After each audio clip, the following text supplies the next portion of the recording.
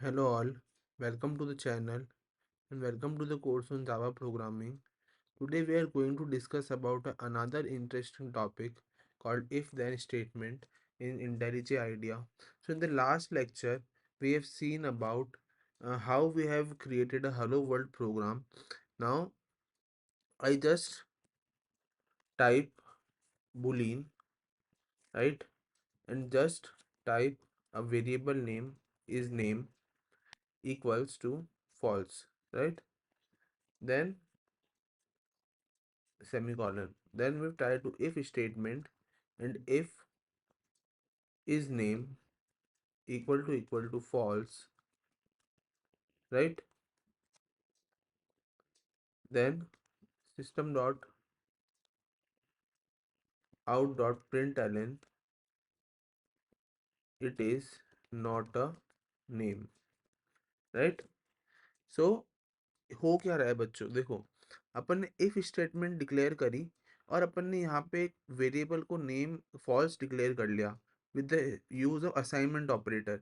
सो जब इसको मैं रन करूँगा ना बच्चों, तो देखो जब रन करेंगे तो रन करते ही यहाँ पे आ रहा है hello Jayesh it is not a name. So उसने अपने को इफ कंडीशन को एग्जीक्यूट करते हुए अपने को आउटपुट दे दिया, राइट।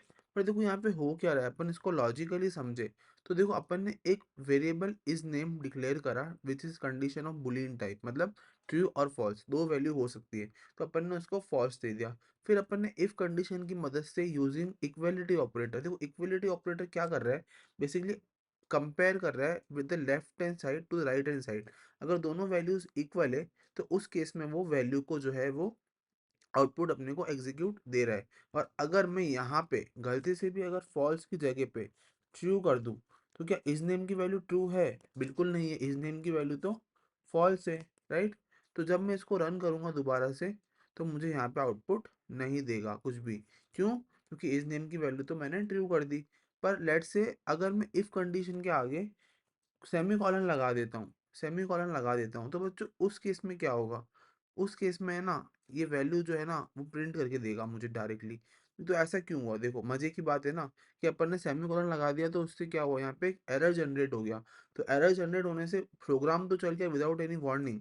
पर बस फर्क क्या पड़ा ना बच्चों, कि यहाँ पे जो स्टेटमेंट एग्जीक्यूट नहीं होनी चाहिए थी वो भी एग्जीक्यूट हो गई with the use of semi colon. अगर मैं सेमी कॉलन हटा दूँ तो फिर से देखो बच्चों, तो फिर से वो एग्जीक्यूट नहीं करेगा। और अगर मैं इस ट्रू को फॉल्स कर देता हूँ, सपोज ट्रू को मैंने फॉल्स कर दिया, तो उस केस में ये वाली वैल्यू एग्जीक्यूट करके देगा। अब कोई किसी के मन में सवाल आए कि यार मैं तो इस फॉल्स की जगह पे ट्रू कर देता हूँ सपोज, तो मैं ट्रू कर सकता हूँ, बिल्कुल कर सकता हूँ, राइट।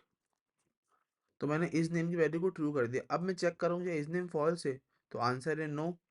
तो आंसर है नो, फॉल्स तो नहीं है, ट्रू है। तो आउटपुट देना चाहिए या नहीं देना चाहिए, तो आउटपुट नहीं आया। पर अगर मैंने फिर से वही मिस्टेक करी कि मैंने सेमी कॉलन लगा दिया यहाँ पे, तो सेमी कॉलन लगाते ही बच्चों यहाँ पे ये आउटपुट देने लग जाएगा। तो बच्चों ये तो हो गई एक बात है ना।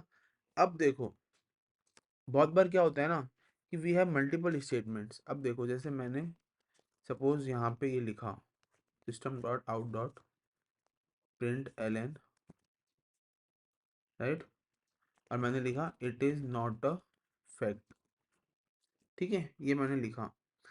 अब क्या लगता है आपको रिजल्ट क्या आना चाहिए? तो देखो मैं जैसे इसको एग्जीक्यूट करूंगा तो बच्चों रिजल्ट आया it is not a fact. ऊपर वाला स्टेटमेंट कहाँ गया? तो ये तो दे रहा है ना अपने को। अल्टीमेटली आना क्या चाहिए था? आना तो कुछ भी नहीं चाहिए था ना, क्योंकि कंडीशन तो क्या है, फॉल्स है, और जबकि इस नेम कैसा है, ट्रू है। तो फॉल्स कंडीशन पे तो कुछ भी नहीं आना चाहिए था, फिर भी ये आया ना, is not a fact.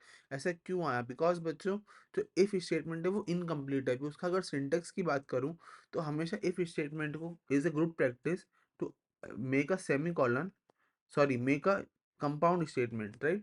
So we were making a curly braces outside the if statement to close the statements। अब देखो जैसे ही मैं इसको रन करूंगा अब बच्चों कुछ भी नहीं आएगा, राइट।